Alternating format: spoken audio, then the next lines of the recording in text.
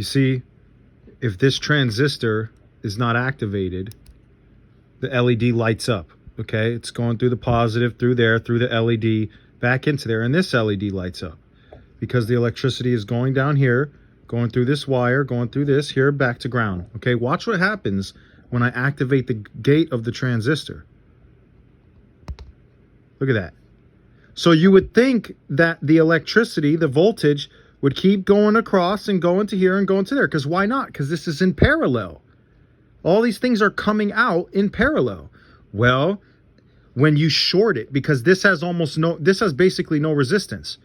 So the electricity has a path where it's going back to ground with almost no resistance. So the voltage here is 3 volts. There's almost no voltage drop. So when you're doing a reference, because everything is coming from ground, right? It's all relative. So when you're measuring a voltage from a positive source to ground, it's the difference between those two potentials that gives you the 3 volts, right? So when you're trying to power something, we're going from positive, putting the positive in, and then the negative coming out to ground. But ground is now 3 volts along with the positive. So the power is not pulling any current because there's no relative difference anymore, because right here it's shorted. So it's going through with no resistance back up down the whole ground line. So the positive line is now 3 volts and the negative line is now 3 volts all the way into the terminal, where it finally hits some resistance.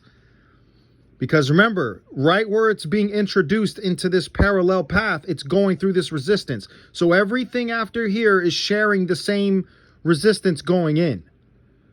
Okay, so when it shorts here, everything in here is starting, basically might as well just not even have a resistor here and just have it be a regular wire. Everything beyond this point, there's still 3 volts going through this wire. But there's also 3 volts coming at the ground.